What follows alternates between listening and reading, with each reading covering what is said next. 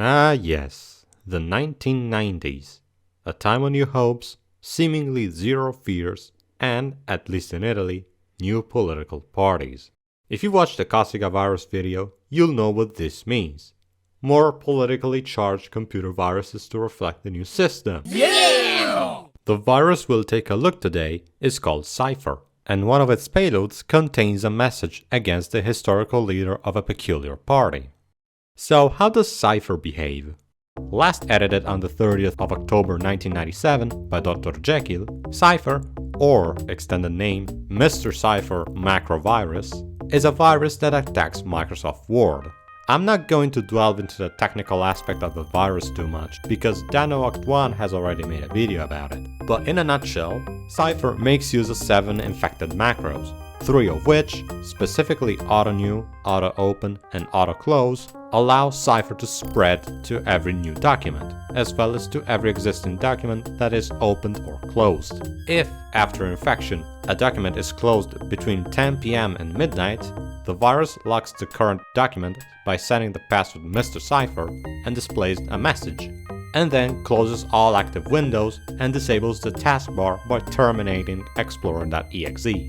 The wording of the message body is very much built on a word-for-word translation from Italian to English. This virus also has another payload that is triggered on any Friday the 17th, on the 25th of April, or on the 31st day of any month. Keep these dates in mind, I'll come back to them. On these dates, Cipher drops MrCipher.bat and MrCipher.scp in the Windows folder, followed by a third file called ital-boy.com, which is the Italian DOS virus. Virus.DOS.Italian.578 was first discovered in April of 1993. Upon running an infected program, Italian becomes memory resident and injects its code at the end of all .com files that are run after the infection, expanding them by 578 bytes or thereabouts.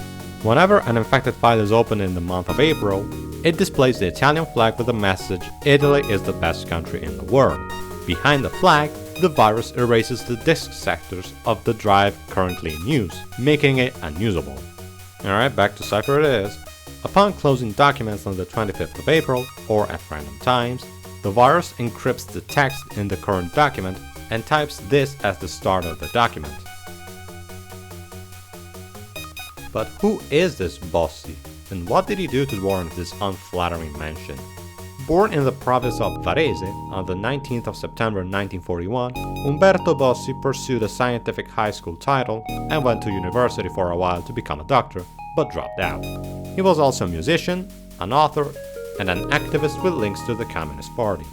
In 1979, Bossi met Bruno Salvadori, a journalist from Aosta and an advocate for federalism in Italy and for greater autonomy for the Aosta Valley.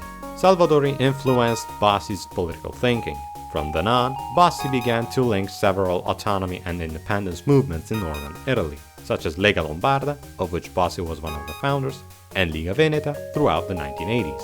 In 1989, these movements formed a coalition called Lega Nord, which became a party in 1991. Lega Nord, as a party, pushed for the separation of the northern regions of Italy from the rest of the country and the formation of a new political entity called Padania. Lega Nord funded several initiatives to foster the Padanian identity, including a football team, a beauty pageant, a cycling competition, and a festival of Padanian peoples. Over the years, however, the secessionist push has eclipsed from public view, especially after the election of Matteo Salvini as secretary of the party, and the national Lega Nord, while still active, has given way to Lega Salvini Premier. The regional components are still active, as is the Padanian football team, whereas most of the other activities were quietly abandoned.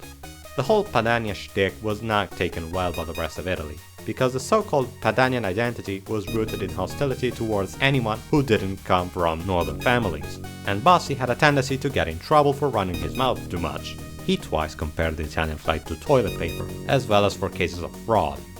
Okay, the political aspect is out of the way, but what about the 3 trigger dates I talked about earlier? Friday the 17th is considered an unlucky day in Italian culture, like Friday the 13th elsewhere.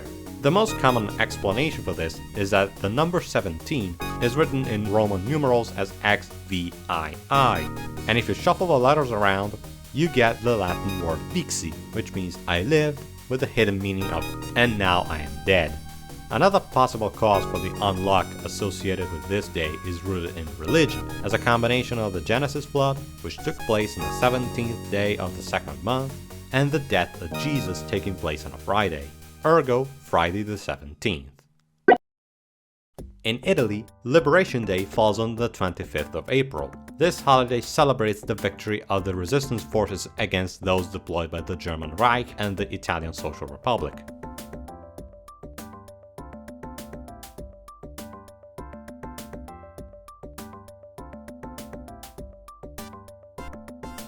This event led to the revival of the Republican movement in Italy, which reached its climax on the 2nd of June 1946, the day of the institutional referendum, where voters were given this choice: monarchy or republic. I don't have an explanation for these ones. It's probably just that the author found those days neat. Oh boy, that was a blast! If you enjoyed this video, you know what to do. If you got questions or feedback, don't be afraid to comment. I hope to see you soon. Have a great day.